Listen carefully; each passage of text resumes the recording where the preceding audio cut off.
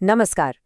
चलिए, आज हम चलते हैं राजस्थान की रंगीन दुनिया में और बात करेंगे वहाँ के एक बहुत ही खास लोक नाट्य की, जिसका नाम है ख्याल। जरा सोचिए, खुले आसमान के नीचे एक मंच सजा है और उस पर इतिहास और हमारी पौराणिक कथाएं संगीत और डांस के जरिए जिंदा हो रही हैं। बस यही है ख्याल की आत्मा, एक ऐसी परंपरा जो ना जाने कितनी पीढ़ियों से चली आ रही है। तो सवाल उठता है कि ये ख्याल आखिर है क्या? देखिए, सीधे सीधे समझें तो ये म्यूजिक से भरा एक लोक नाट्य है। इसकी कहानियां या तो इतिहास से उठाई जाती हैं या फिर हमारी पौराणिक कथाओं से। और हाँ, इसकी अपनी एक बड़ी मजेदार वोकैबुलरी भी है। जैसे जो सूत्रधार होता है, जो कहानी को आगे बढ़ाता है, उसे कहते हैं हलकारा। जो आर्टिस्ट होते हैं वो खुद को खिलाड़ी कहते हैं। इससे पता चलता है कि इसमें एक खेल वाली स्पिरिट भी है। और जब इन कलाकारों की टीमों में मुकाबला होता है तो उसे क्या कहते हैं? उससे कहते हैं दंगल। जी हाँ, बिल्कुल कुश्ती वाला दंगल। अब ख्याल के कई अलग अलग रूप हैं, लेकिन इनमें से दो सबसे ज्यादा मशहूर हैं। एक है कुचामणी और दूसरा शेखावाटी। तो चलिए, एक एक करके इन दोनों को थोड़ा और करीब से जानते हैं और देखते हैं कि इनमें ऐसा क्या खास है। तो यहाँ हम इन दोनों स्टाइल को साइड बाय साइड देख सकते हैं। कुचामड़ी ख्याल की बात करें तो इसे शुरू करने का क्रेडिट जाता है लच्छीराम जी को, और उनके सबसे फेमस कलाकार हुए उगमराज। दूसरी तरफ है शेखावाटी ख्याल, जिसकी नींव रखी थी नानूराम जी ने, और उनके शिष्य दूलिया राणा ने इस परंपरा को आगे बढ़ाया। और जरा इनके नाटकों पर नजर डालिए। शेखावाटी में हीर रांझा, ढोला मारवण जैसी अमर प्रेम कहानियों को मंच पर लाया गया। इससे साफ पता चलता है कि ये कला आम लोगों के दिल के कितने करीब थी। अब कुचामणी ख्याल में कुछ ऐसी बातें हैं जो इसे एकदम अलग बनाती हैं। पहली बात तो ये कि इसका स्टाइल काफी हद तक ओपेरा जैसा है। मतलब कहानी डायलॉग से ज्यादा म्यूजिक और गानों के जरिए आगे बढ़ती है। इसे खुले मंच पर किया जाता है ताकि हर कोई इसे देख सके। और एक बहुत ही इंटरेस्टिंग बात, इसमें फीमेल कैरेक्टर्स का रोल भी मेल आर्टिस्ट ही करते हैं। ये उस जमाने की सामाजिक व्यवस्था को भी दिखाता है। और कमाल की बात देखिए, जो आर्टिस्ट डांस कर रहे हैं वही साथ साथ गाना भी गाते हैं। मतलब टैलेंट का लेवल सोचिए। और ये तस्वीर बिल्कुल वही दिखा रही है जिसकी हम अभी बात कर रहे थे। देखिए, कैसे एक पुरुष कलाकार ने कितनी खूबसूरती से एक महिला का किरदार निभाया है। यही तो इस कला की पहचान है। अच्छा, आप चलते हैं जयपुर की तरफ, देखते हैं कि वहाँ ख्याल का रंग रूप कैसा था और कैसे राजघरानों के सपोर्ट ने इसे एक नई शक्ल दी। जयपुरी ख्याल का अंदाज थोड़ा शाही था। क्यों? क्योंकि इसमें गुणीजन खाना के ट्रेंड आर्टिस्ट परफॉर्म करते थे। पर इसकी सबसे बड़ी और आप कह सकते हैं क्रांतिकारी बात ये थी कि यहाँ बाकी स्टाइल के उलट महिलाएं खुद महिलाओं के किरदार निभाती थीं। ये उस दौर में आर्ट्स के लिए एक बहुत बड़ा और प्रोग्रेसिव स्टेप था। इसमें आपको पोएट्री, म्यूजिक और डांस का एक लाजवाब कॉम्बिनेशन देखने को मिलता है। तो ये गुणीजन खाना था क्या? इसको समझने के लिए थोड़ा सा जयपुर के इतिहास में जाना होगा। देखिए, जयपुर के राजा महाराजा हमेशा से कला के बड़े कद्रदान रहे हैं। जैसे सवाई जयसिंह ने पेंटिंग के लिए सूरत खाना बनवाया था, ठीक उसी तरह सवाई प्रताप सिंह ने 22 बहुत काबिल और कलाकारों और विद्वानों का एक डिपार्टमेंट बनाया, जिसका नाम रखा गुणीजन खाना। और यही वो कलाकार थे जिन्होंने जयपुरी ख्याल को एक अलग ही लेवल पर पहुंचा दिया। लेकिन रुकिए, ख्याल की कहानी सिर्फ जयपुर या शेखावाटी तक खत्म नहीं होती। राजस्थान के अलग अलग कोनों में इसके अपने ही खास अंदाज पनपे। चलिए फटाफट एक नजर उन पर भी डालते हैं। यहाँ देखिए, राजस्थान की डाइवर्सिटी का क्या कमाल का नजारा है। हर इलाके का अपना ख्याल। जैसे लालसोट में होता है हेला ख्याल। इसके नाम में ही इसकी खासियत छुपी है। हेला मतलब एक लंबी आवाज लगाना, एक पुकार। फिर है मुंडावर का अली बख्शी ख्याल, जिसे राजा अली बख्श का सपोर्ट मिला था।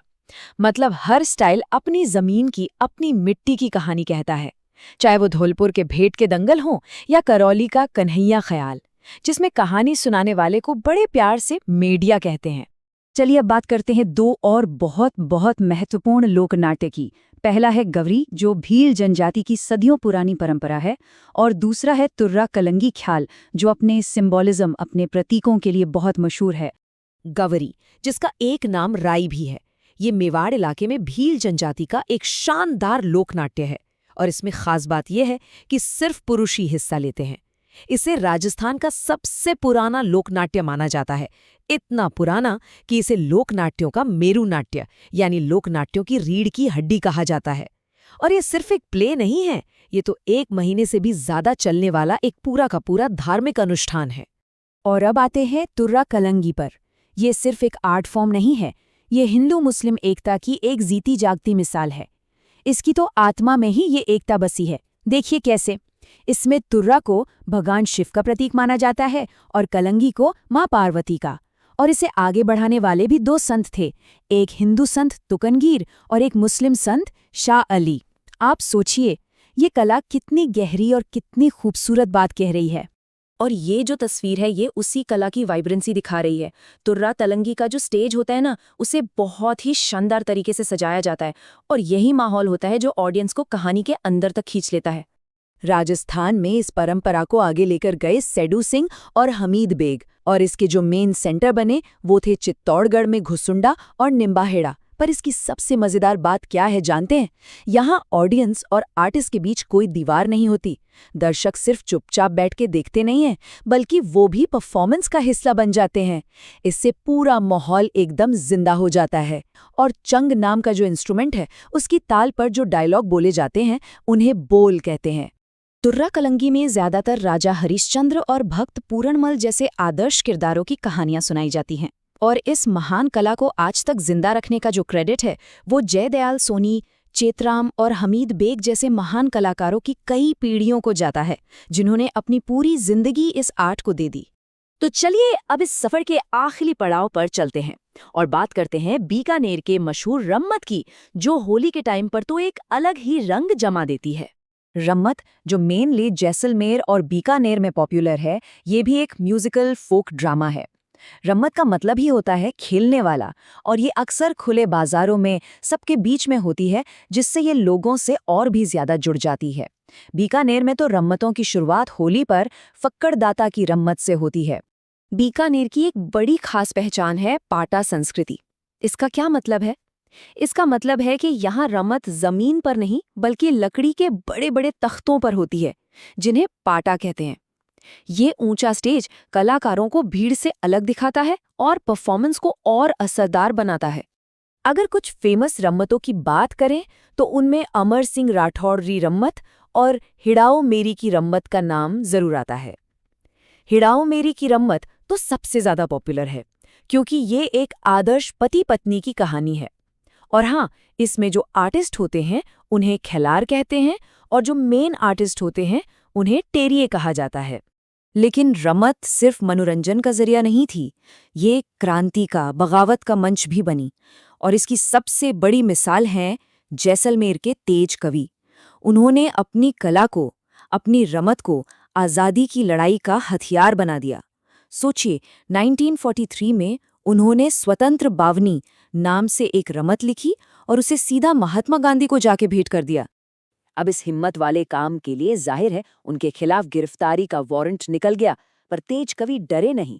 उन्होंने सामने से जाकर कमिश्नर को जो जवाब दिया वो सुनिए। कमिश्नर, खोल दरवाज, हमें भी जेल जाना है। हिंद तेरा है ना तेरे बाप का, हमारी जमीन पर लगाया ये बंदी खाना है। ये हिम्मत, ये जज्बा दिखाता है कि एक लोक कला में, एक कलाकार की आवाज में कितनी ज्यादा ताकत हो सकती है। तेज कवि के अलावा सुखमल और तुलसीदास और मनीराम व्यास जैसे और भी कई बड़े कलाकार इस परंपरा से जुड़े रहे। तो आज हमने देखा कि ख्याल हो, रम्मत हो या गवरी, ये सिर्फ एंटरटेनमेंट नहीं है, ये हमारी सोसाइटी का आईना है, इतिहास के पन्ने हैं और जरूरत पड़ने पर क्रांति की मशाल भी हैं। तो आखिर में एक सवाल छोड़ जाते हैं। आज की इस तेजी से बदलती दुनिया में ये सदियों पुरानी कलाएं अपनी आवाज, अपनी पहचान को कैसे जिंदा रखेंगी, इस पर सोचिएगा जरूर।